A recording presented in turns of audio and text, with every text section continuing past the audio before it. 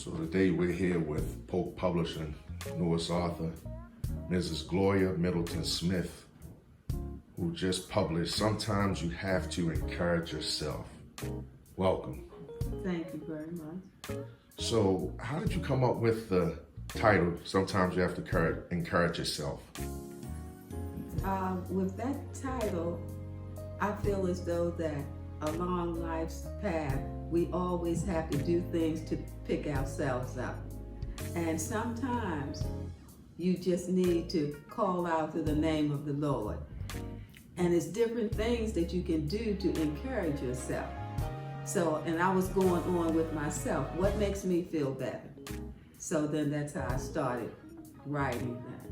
Okay, do you feel like so many people are not encouraged or struggle with self? Yes, they are. But that's why with this book, it has short stories and affirmations. If you have a daily affirmation, it could be, I love myself. I used to tell my granddaughter, my name is Kira. I love God. I'm an African American. I love myself. Different affirmations that make you feel better each day. Okay. Tell us a little bit about yourself. My name is Gloria Jean Middleton Smith, and I have, let's see, where do I start? From the beginning. This is my second husband, and my first husband was Larry Middleton, and we had 4 children, okay? And we have a lot of twins in our family, and I have a set of twins. And then I'm married to Marcel Smith, and he has twins also, so we didn't have any children together. But we adopted 5 children. Okay. And so you see, we have a love for children, and we work with Kennedy Krieger Therapeutic Foster Care.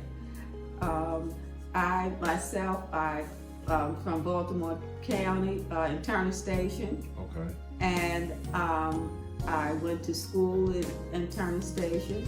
I went to cosmetology school. I'm considered a late bloomer. I was older when I went to cosmetology school because I was at home taking care of my children. So I was a salon owner. I owned 3 beauty salons. Then I'm retired, now at the age of 75, but I go in and help one of my daughters in her salon. And would you like me to go on?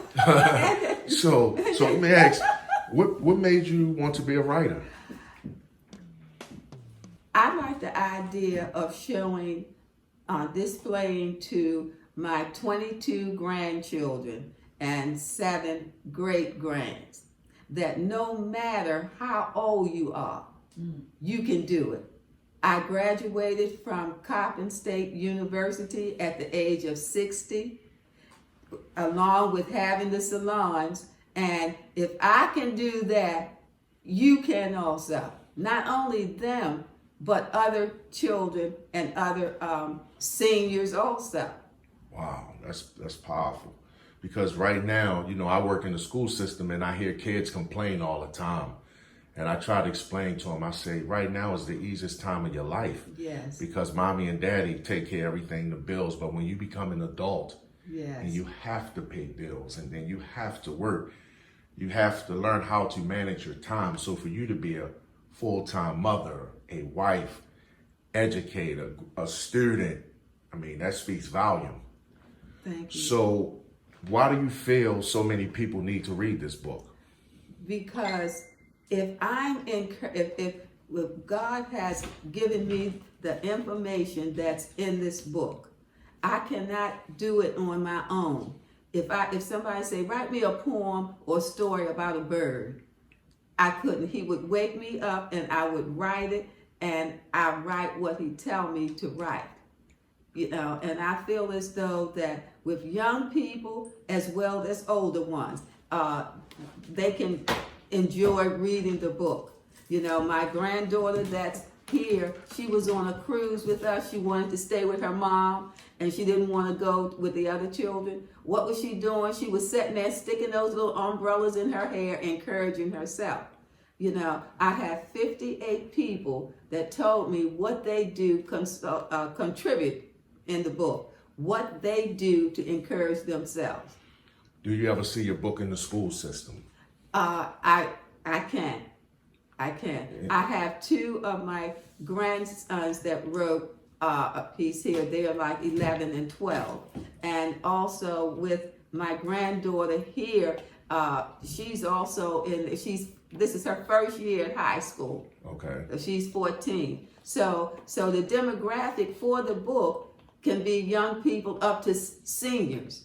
You know, and I wanted it to be a size that you can carry with you, a size that is not too big, that sometimes you just feel down and out. Reach down and grab the hem of God's garment and pick up the book and read. Absolutely. We have to encourage each other. I totally agree. So how did you, what made you come to Polk Publishing? A friend of mine had told me about Miss Selena, and I had already started, with another company and everything, and with both of them together, with being a first-time author, it's a lot that you don't even realize. And not only finance-wise, but it's just a lot of detail. It was a learning experience, a good one. And so, with the things, she has been able to help me through these processes. Do you see yourself writing any more? Yes, I have started another book.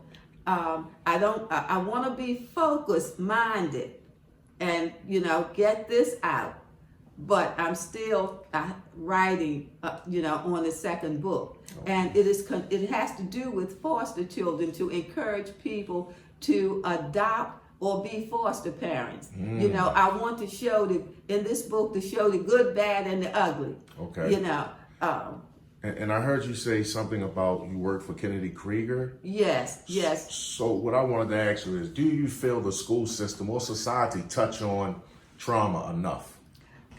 No, they do not. We have young people that's in school. They haven't even eaten before they left. Some of them have no one to see what they have on or be concerned about how they dress. I just asked my grandson yesterday. I said, who's your favorite teacher? He had to think. He said, I don't have one right now. My favorite teacher, he's in 5th grade. My favorite teacher taught me when I was in the 3rd grade, and she's still there.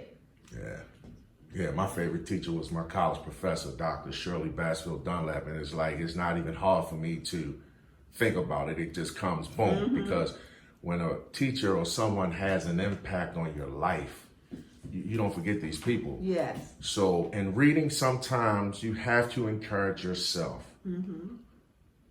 What do you think people will get from the book? I think that they will get a sense of relaxation, a sense of peace, a sense of knowing who their Savior is. In the back, I have a prayer of salvation. In your own comfort of your home, you can become saved just by reading that and signing your name on it. So here's a question that I ask everybody. Why do you think prayer is not in the school system? Well, it has to be the ones that took it out don't pray. I mean, simple as that sounds like a small, simple statement, but we need to have prayer in school, to teach the children that as they say, live your life the way, because whoever is watching you, it might be the only Bible that they'll ever read. Absolutely. Do you have a social media where people can follow you? On Facebook. Okay. And Instagram. Okay. They can go on Facebook, and follow me there. So what's your Facebook? It is Gloria Smith. Okay. So I want to thank you.